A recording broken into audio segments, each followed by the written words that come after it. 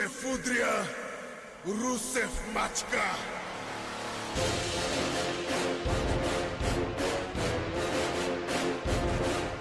What's going on, everybody? King of Dragons 5000 here, coming at you with another figure review. Today we'll be having a look at the Mattel WWE Elite Collection Series 34 Rusev. As you can see, he does include a platform and medal. The platform is right here. We have him in this nice window box. On the side, picture of Rusev.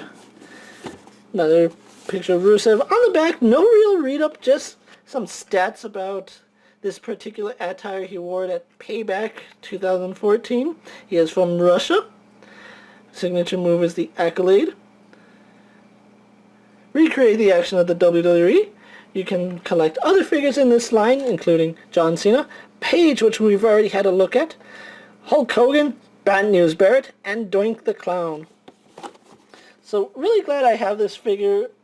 Took me a while to actually find him. So what I'm going to do now is take a little break, get him open up, and we'll go on to the rest of his review. So sit tight, everyone. And so here we have Rusev out of the packaging. And before we get on to Rusev himself, he did come with two accessories.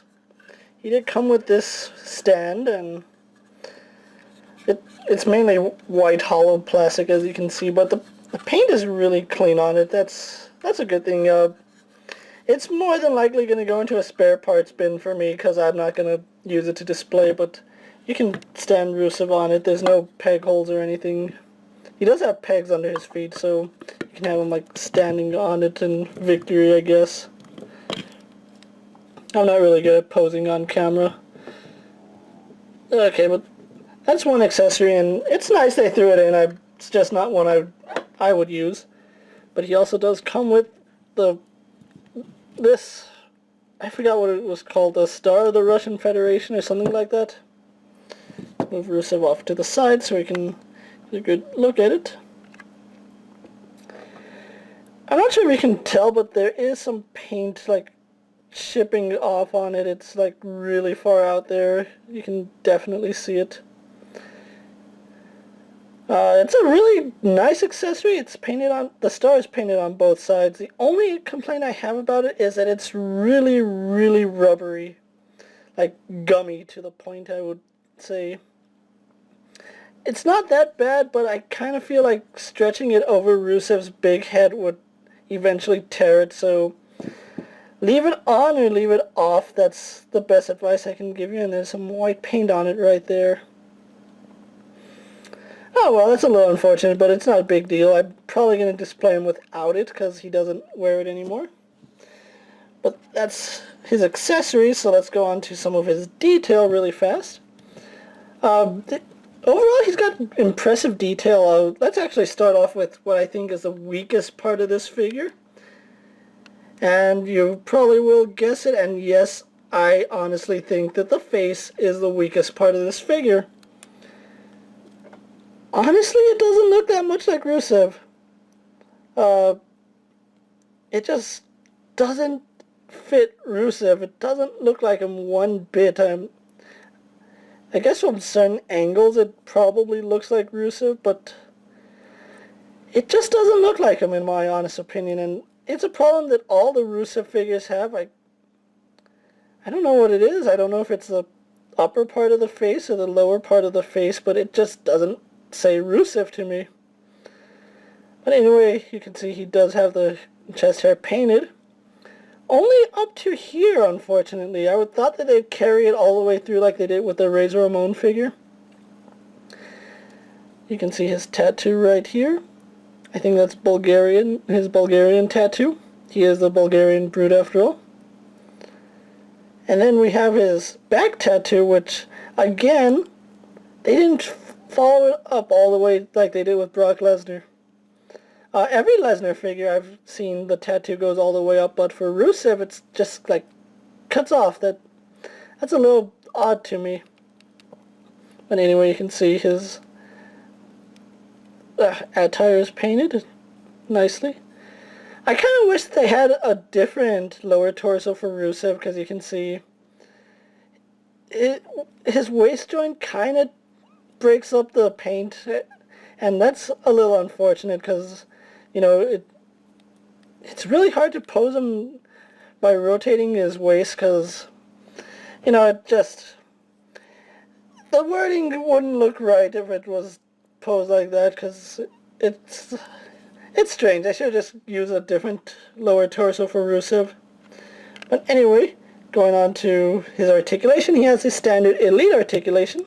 He has a ball jointed head. He can look up slightly, can't look down whatsoever, can tilt his head side to side, can turn his head left and right, but he is using the bigger body sculpt, so he really can't do a full 360 at his head. And why would you need wrestlers to do a full 360? That's terrible. But arms on a ball joint go out, do a full 360. He spins at the bicep, single jointed at the elbow, spins and bends at the wrist.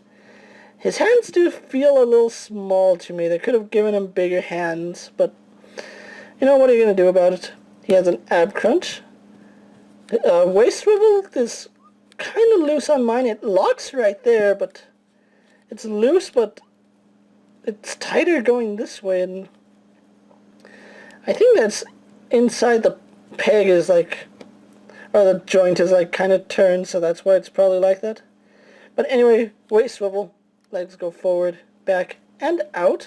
They are a little loose going out, and I kind of feel like I'm bending the ball joint when I do that, because I can feel this leg going down.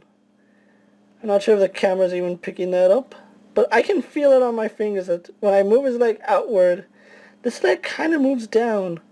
But yeah, it is a little loose on both legs going outward. It's fine going forward and back, but loose outward. Waist swip, or he spins at the thigh, which I think the joint should have been right here where his tights end. That way you don't break up the sculpt or the paint so much.